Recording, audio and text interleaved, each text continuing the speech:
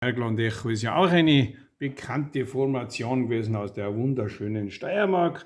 Dies ist eine Aufnahme von 1976. Gegründet wurden diese 1962 und da haben wir 1976, wie gesagt, ist die LP rausgekommen und dazu mal haben die Steirer schon die Kitzbühler grüßt und das losen wir hinzu, Gruß an Kitzbühel, gell, mit dem Berglandecho.